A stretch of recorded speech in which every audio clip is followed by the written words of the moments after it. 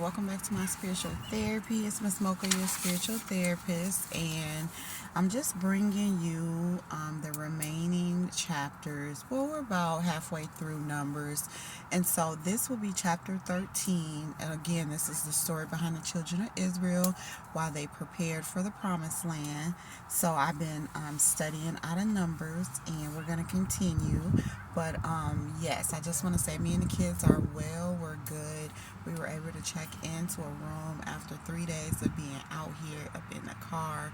So, I mean, joy, I want to say you don't know joy until you've had to sleep up in the car.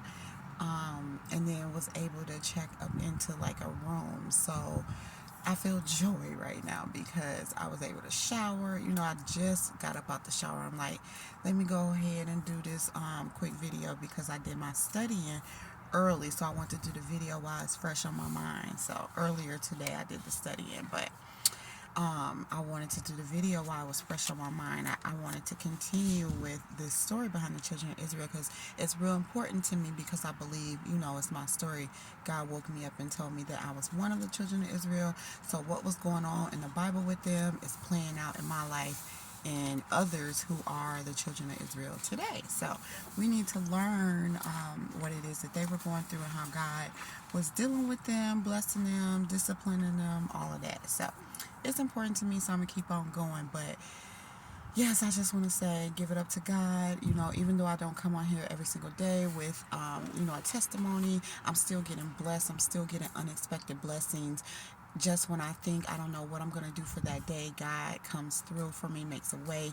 He sends his soldiers, his people to come and help us. And so, whether it be a family member like my mom or whether it be a stranger, whether it be anyone, whoever, it doesn't matter to me. If you are coming to bless us, then I know God sent you. So I'm, going to be thankful. And I'm doing better with receiving. So I think I'll make another video about receiving because I've been a giver for so long that it feels foreign to me to receive. But anyway, that's for another video. I'll stick to this one, and we're starting with Numbers chapter 13. So it starts with the Lord speaking to Moses and telling Moses to tell the children of Israel that he's going to need the leaders of each tribe. So one man, like one leader, one ruler, and these are the princes of the tribe. So he's going to need them to each, be counted out so that they can go to the land of Canaan, the land that the Lord had promised them, to search it out, to spy out the land, to check on it, to see what's going on, in the land. And so they were to find out what was going on in the land and what was going on with the people that lived there, that dwelled there. And then he wanted them to specifically answer these questions. If they were strong or weak people, if they were few or many people, if it be a good or bad land, what cities, what tents, strongholds were in the land, whether the land was fat or lean, if there's wood there or not. And so he sent out those soldiers, the leaders, to search the land for about 40 days. So they did that for about 40 days, and then they returned to Moses, Aaron, and the children of Israel. And so they told them about the land and brought back the fruit of the land to show them. So they had like a cluster of grapes and pomegranates and figs. So the leaders, who were the spies, told them that the land surely did flow with milk and honey. So it was a good land, a prosperous land. And then they brought back that fruit, to give them proof of the type of fruit the land was bearing, okay? And so they told them everything they saw, and they answered those questions, and they told them about the people and the tribes that lived there and where exactly they were located. So they scoped out the land completely, 40 days, over a month. So of course they were able to gather all the information that they needed. And so Caleb from the tribe of Judah said that they should go, like immediately and take possession of the land because he felt like they were able to overcome it and win over the tribes and take their land. So he was like ready. But the other men that went with him, so of course it was 12 tribes. So it was 12 men that went. And so Caleb was one of the men, but the other men was like, they were not able, they were saying like they were not able to go up with the people over there. So the tribes, the foreign tribes that was over there, because they were stronger than the children of Israel were. So one spy was saying, yes, it's nothing. Let's go. Let's get our land. The others were saying, no, I don't think we can. They're too strong for us. They'll beat us type of deal. So they continued on saying that the land was evil and that the men there are of great stature. So he said that the men there, the tribes that was in the land of Canaan, that they were like giants, and that the children of Israel were like grasshoppers in comparison to them. So basically he's saying that they couldn't compare to the foreigners, to the tribes in the land, because he felt like the children of Israel, were weaker. But Caleb, and he came from the tribe of Judah, and he was one of the leaders, and he felt like he could take them on. But the others was like, no, we can't take them on. We're the weaker of them, And so that was chapter 13. And so chapter 14, hold on. Okay, so it talked about the children of Israel. So after they got the report about the land and how evil it was and how the tribes there were bigger and badder than them, the rest of the congregation, the children of Israel, they cried all night. They murmured, and that's complaining. So they were mad and complaining against Moses and Aaron, out of fear, out of doubt, out of worry. They were skeptical, saying things like, why would God bring us out of Egypt and the wilderness to this new land only for us to die in it by their swords? So they were really tripping out because they listened to that report of the men, and they're like, oh my God, so scared. Like, they're going to kill us. We're the weaker ones. How are we going to go into this land and take it over? If they're more powerful, they're going to take us over. And so they're all freaking out, right? And so it's like, yeah, so they're questioning God. Like, they're questioning God, and God hears them, but they're saying it to Moses and Aaron, like, why would God bring us out of Egypt in the wilderness for this land only for us to die? And so then they complained that their wives and that their children would become prey in the land, and they wanted to and thought it would be better if they would just return to Egypt.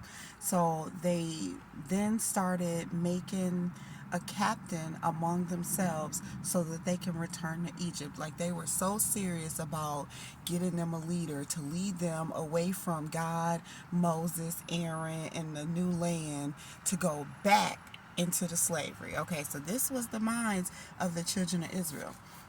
So then so Caleb, we already know he's from the tribe of Judah, but then there was another leader with him, another spy whose name was Joshua, and both of them spoke out, and they were like, they spoke to the children of Israel, basically trying to calm them down and let them know, God is still in control. Have faith, basically. So that what they said was, that the land is exceedingly good, and that if the Lord delight in them, then he would bring them into the land and give it to them, the land that he had promised to give them, that floweth with milk and honey. So he told them not to rebel against God or go against God, and not to fear at all. And so basically he was trying to calm them down and let them know that if God be for us, who can be against us? If he promised us this land, told us we was gonna get it, it don't matter who's there, he's gonna work it out. So just fear not, have faith type of deal.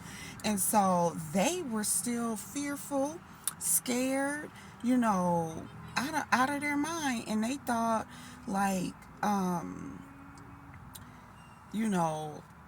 they thought that God didn't have it under control. They were scared. They didn't have faith. And so they even wanted to stone like throw stones at Caleb and Joshua, two of the spies that went with the other 10, because they were riding for God, but the other ones were so scared, they were just living in the flesh. That's what we call living in the flesh, or living by the flesh. Looking at what you see and being fearful and doubtful, not knowing that God, has control of everything and will get you through whatever you're fearing or whatever you're scared about. And so they threatened to stone them too, because they were writing for God. So God had to come and appear in the tabernacle of the congregation before all of the children of Israel. So you're in trouble when God has to come and appear and speak, okay? So next, what happened was he only spoke to Moses, and he's asking Moses, like, how long will these people provoke me? How long, will they doubt me after I show them all them signs in Egypt, in the wilderness, gave them the miracles, and they still doubt me? Because they were. And so then God threatens to kill them off with a plague, so like a pestilence, which is like sickness, illness, diseases. So he was going to throw a plague on them and threaten to kill them all, because he do not take kindly to fear and to doubt and to being provoked to disbelief. So every time they got to complaining, we saw in the previous chapters, when they started complaining, he would kill them off. He didn't play that. And so this is where he was at. Like, how dare y'all complain after I did all this for y'all? Got y'all out of slavery, got y'all out of abuse, got y'all out of bondage, got y'all in the wilderness away from the captors. um did what I did in the wilderness, gave y'all food, gave y'all miracles, and telling you that I got you some land flowing with milk and honey, and you still doubt because there's a little a bit of trials or something that you didn't expect it to be. So God is pissed at this point, and so he's like, he's gonna kill them off, and he'll just make him a greater and mightier nation more than them.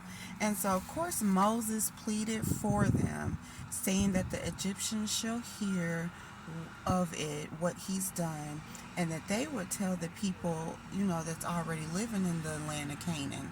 So they would go back gossiping and tell them, that the Lord killed his own people. Um, let's see.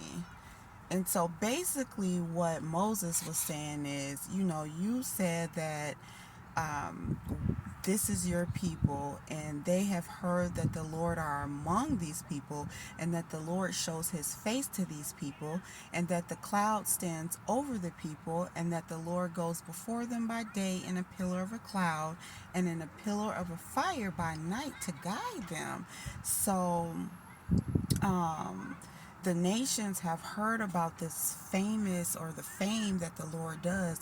So basically, Moses is saying, why would you, go back on your word, and your word will become void if you just kill them off and not see it through. Like you said, like, this is your people, you're going to give them the promised land. And so yeah, so basically Moses is pleading for their lives, saying, if you kill them off, then your word will come back void, and that his power, like God's power, isn't as great. And the nations will see that, like the Egyptians will see that, and the nations in the land of Canaan will see that. And so Moses is trying to get God to, stay the course and remember that he is a loving God and a God of mercy that forgives.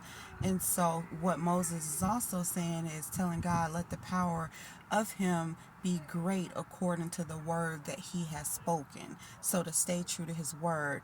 And then the word that God spoke was that he's long suffering and of great mercy, and that he's forgiven iniquity and transgression, and by no means clearing the guilty. So he will be punishing the guilty, but he's still a loving God, and he's a God of great mercy and a patient God. So he can deal with the children of Israel now, but in generations to come, he still will have to bless them because, that's the God that he is. And so Moses reminded God of his word as well of his mercy and pleaded with God on the behalf of the children of Israel to pardon them, basically saving their lives. So, yes, we're still in chapter 14, though. It goes on. And so he said, those men who haven't listened to him and who have provoked him and were, fearful and doubtful and didn't believe in him, that they wouldn't see the land. He said that his servant Caleb would because he had another spirit in him. So basically, Caleb had the spirit of God in him, where the rest of the tribes did not. They were not of God because they didn't believe in God. They questioned God. They didn't listen to him. So when he said that Caleb had another spirit with him, that was the spirit of God, and that he had followed God fully so he would be brought into the land, and his seed too, which is his children. His children and, his generations to come. And so then God spoke again to Moses and Aaron, saying, how long would he have to deal with such an evil congregation? Talking about the rest of the children of Israel, because he's heard the murmurs, the complaints against him, the rebellion against him, and of course he's upset by it. Then he told Moses and Aaron to speak to them, and basically what he told them was their punishment, that he will save only Caleb and Joshua, of course, in their seeds and generations, but he's saying the ones that doubted shall not go into the land. He said that the children that they feared would be prey in that land shall be brought there, but not them, since they despised it.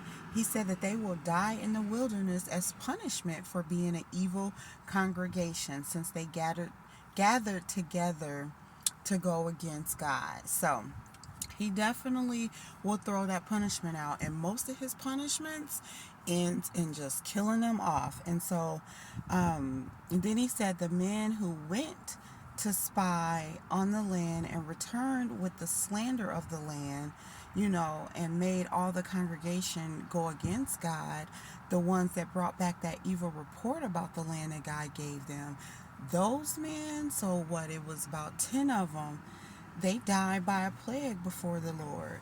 But Joshua, who was of the tribe of Ephraim, which I think that is Joseph's son, the tribe of Ephraim. I'd have to go back and see, but I believe that that's one of Joseph's sons. And then Caleb was the tribe of Judah, the head leader of the tribe of Judah. And those two were the spies who went out there with the other ones, but they lived because they had the spirit of the Lord. They believed in the Lord, and they believed that no matter what they were up against, if the Lord told them they was getting that land, then the Lord was going to make it happen, whether, it be other people there or not. They knew that God was going to remove those people and give them this land flowing with milk and honey. So God was pleased with them.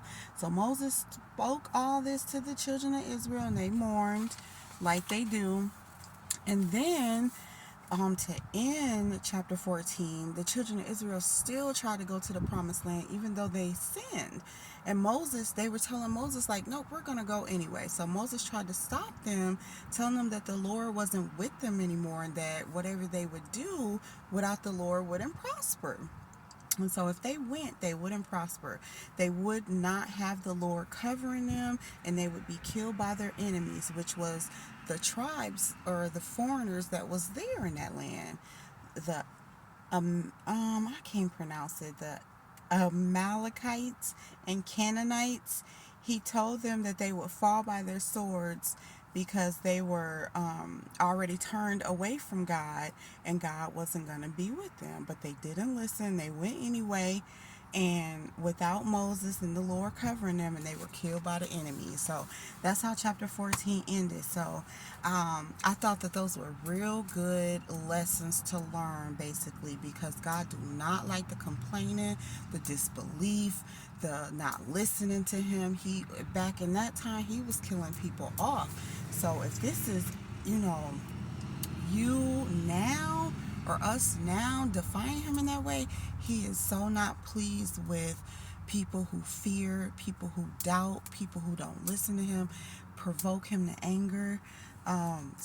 These chapters just talk about how it's good to be for God, to listen to God, to trust him, to trust his word, not to doubt him, because he does not like that. He is angered by those that complain, those that disbelieve or in disbelief, those that think that they know more than God does. If God has promised you something, you need to hold on to that promise and don't, get scared when you see the trials or tribulations that come to us. So it's a great lesson to learn out of these chapters, because I know we all have things that God has told us, that are ours, but then we see problems and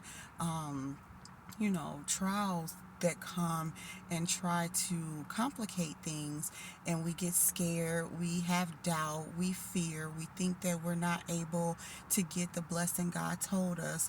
But what he's saying is trust him. If he said that you get this and this and this, that's what he meant. It doesn't matter what you see, just trust that you will have that when he's done, doing his magic, working his miracles. And so, like, for them, they went over to the land, they saw people that were bigger and badder than them. But with God, you the most biggest, the most baddest. So you don't have to worry about what it looks like. You need to know with God, you're stronger. You're able to take on whatever he's saying, take on whatever mountain there is in front of you. You can take it on because you know God's got your back. And so that's the lesson I pull out of that. Even for me, I try not to fear, where I don't really do it anymore, because I've done all that and God has pulled me out. He strengthened my faith. And so once you have the faith, you're not fearing, you're not doubting, you're not worrying. You see the problems that come against you, but you know the promise that God told you. And so you just keep on going with that promise. You don't worry about what you see in front of you. If God said something will be in your life, it will be by your faith. You don't have to worry about what problems come with that. So like for me, he told me I will get married, I will have a husband, a home. But right now, I'm without both of them. But did I let that stop me? No, because I know what God has said. So I still have faith. I still know what he's saying. I still keep going on. I don't doubt. I don't get fearful. I don't go back, backward to my past. Go like they were trying to go back to Egypt because the people were like giants and they were like grasshoppers. No, I don't do that. I'm not going backward.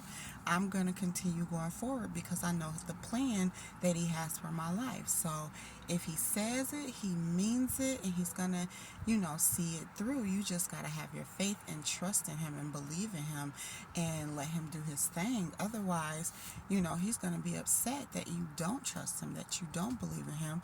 And he may not, kill us off like he was back then, but he will be upset, and he will punish you for your disbelief, for provoking him. So yes, I thought these two chapters were great lessons that we could learn by the children of Israel then versus us living out now, to strengthen our faith, strengthen our trust and belief in him. So all right, that's all I have. Thanks for listening.